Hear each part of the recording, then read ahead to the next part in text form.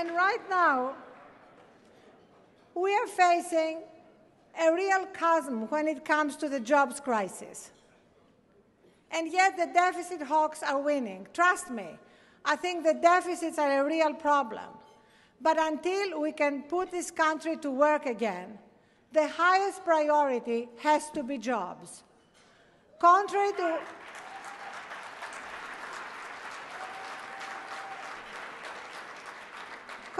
to what Republicans have been saying, the stimulus packet did produce jobs, hundreds of thousands of jobs, but not enough of them. That's back again to trying to jump across a chasm in two leaps. You can't do that. And there is no greater and more urgent need right now, because the lack of jobs doesn't just affect our economy, it affects people's psyche, it affects the way they parent, it affects the way they live in their communities, and therefore it's directly affecting the kind of rage and anger that we have seen all around the country. It's very easy to dismiss this anger as just the product of a few crazies, and there are plenty of them, trust me, we know. But there is something more important underlying that, and this is a sense of unfairness, a sense of legitimate anger at the fact that there is a double standard in this country, that the fix is in and that the game is rigged. And you see that again and again.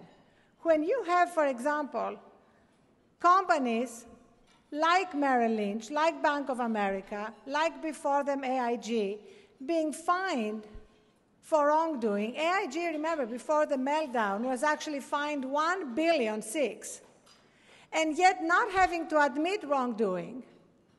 You wonder, why the double standard? Why, if you actually are fined for a crime you commit in the street, you have to admit wrongdoing? You bet you have. But if you commit the crime on Wall Street, you don't. And we saw the same thing earlier this month with the tragedy in the mine, the Massey Energy. After endless violations, 515 violations in 2009, 124 already in 2010, and yet they were able to fix the system by using the loopholes in the regulations to challenge the regulators and therefore not have to close the mine. And what happened? 29 miners are dead. We need to connect the dots between the mining crisis and the Wall Street crisis, because it's the same problem. Regulations in place, full of loopholes, that the miners and the Wall Street executives, the mining industry and the Wall Street industry know how to use all these loopholes in order to successfully continue to play the games they are playing at the expense of people's lives.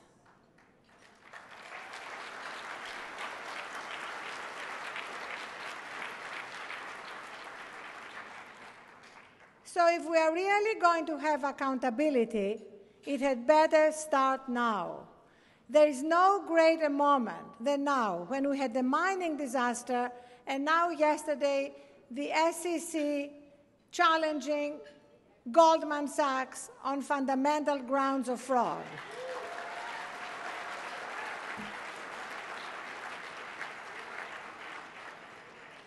What they are doing is actually exactly what Phil Angelidis described when he had some of the masters of the universe testify in front of his commission.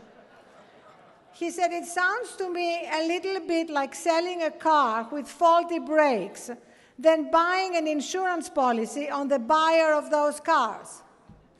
And that's exactly what they're doing. But let me just make something very clear. It's not going to be easy to make sure that there is finally real accountability. Everyone in this room has a responsibility to make sure that our government does not let them get away with just paying a fine, which for them is just part of just the cost of doing business, and moving on. This time, there have to be criminal prosecutions.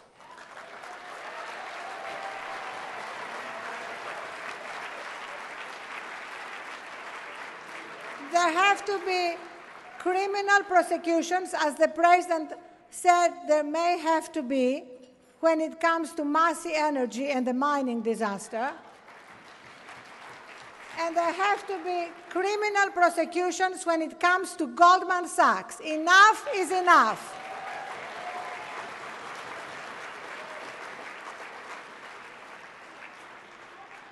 Millions of lives have been devastated because of the way the casino has been working on Wall Street. And we, the taxpayers, have been on the hook. We have bailed them out. And what did they do in return? They went back to business as usual. They curtailed lending by $100 billion, so small businesses and other businesses could not create jobs. And they are there fattening their balance sheets and paying themselves massive bonuses. Not anymore.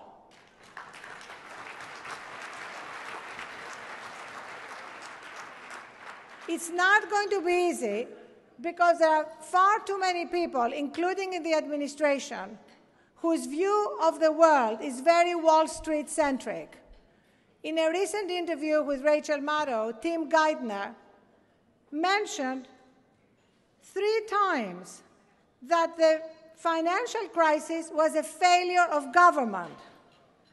One time, he called it an outrageous failure of government. The next, it was a tragic failure of government. The third, it was a terrible failure of government. But, Mr. Secretary, before it was a failure of government, i.e. of regulations, wasn't it an outrageous, tragic, and terrible failure of Wall Street?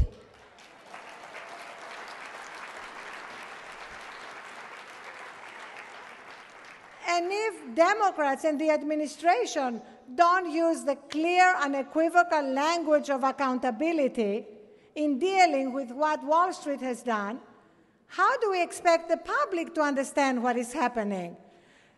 We are basically simply fueling the anti-government feeling that is already out there being fueled by Republicans every day.